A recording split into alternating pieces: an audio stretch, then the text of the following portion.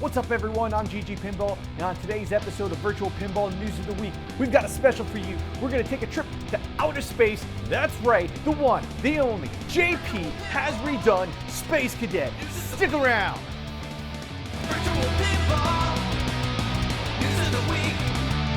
Yeah, it's GG's Pinball Virtual News of the Week. We're going to skip right to the big news of the week. That's right, Papa Smurf JP himself is putting out the one, the only Space Cadet. What is Space Cadet? You might remember a game that used to come with Windows 95 when you were a kid, maybe. Or maybe if you were a little bit older. Space Cadet used to come with Windows 95. It was one of the free games that you played with Solitaire when it came out. It was a cool game, it was a great concept, but obviously restricted to the technology of its time.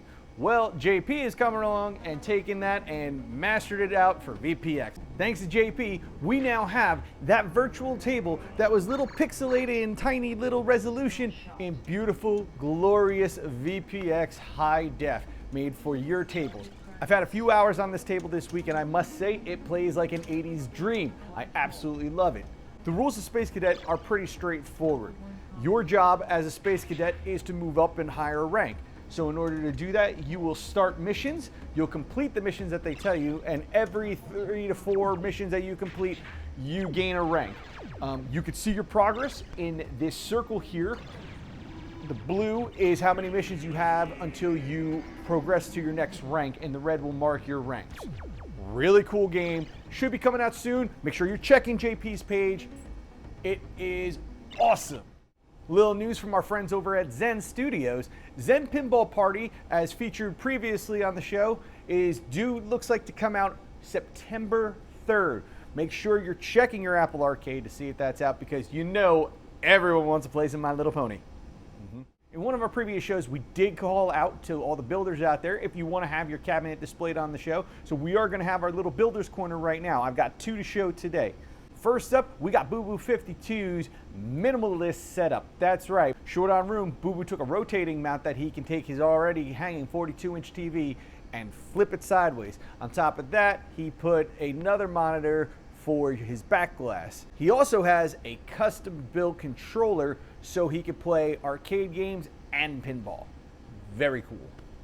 Joe LaPorte sent some pictures in of his build. This thing's pretty crazy when it comes to cooling. He's got 12 fans in this bad boy. He's also added some updated sound to his system, and this thing is a beaut. Awesome work, guys. Thank you for sending him in. If you want to send in your build to be featured on the show, make sure you hit me up. Email's ggpinball@gmail.com or hit me up in the forums. Now our VPX releases of the week. Team Goldchicco at it again, rebuilding some more tables from 32 Assassins. This week we have Stern's 1978 Wildfire, and it is a beaut.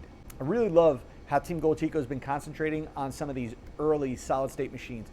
They are awesome, they are masterpieces in my opinion, and I'm really a big fan of the 80s and the solid state, so this is right up my alley.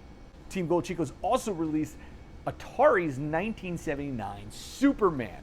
Now, for an older machine, when we're switching over from our bells and whistles of the EMs to the solid state, it has a pretty advanced layout. But one thing that I have to praise Team Chico for doing, they actually added music into it. You have the actual Superman soundtrack from the movies, your John Williams classics. You're able to switch them with your Magna saves, but it's just fantastic. It makes you that much more immersed into your table. Definitely a good one to check out. Next one up, I'm really excited for because I love original tables, especially when they are done this well.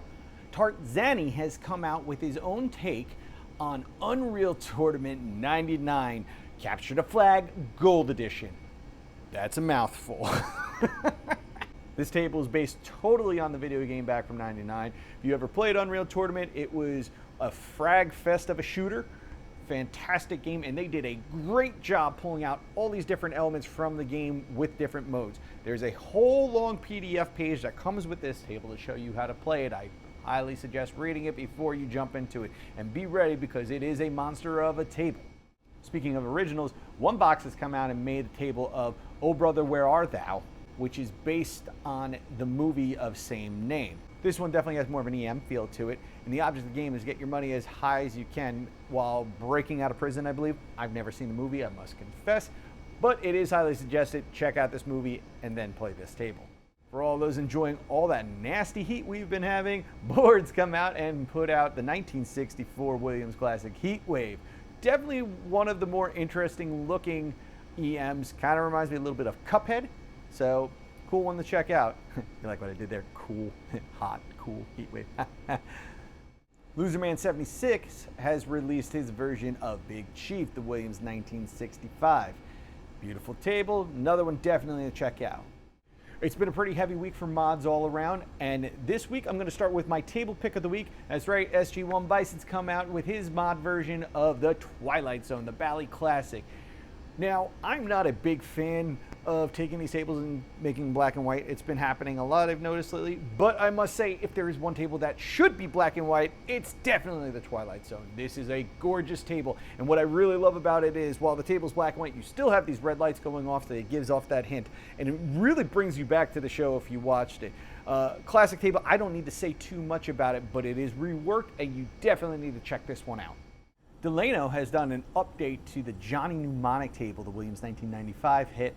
This is a 4K upgrade, so pretty much they've upped all the graphics with rescanned images to better play for your 4K systems.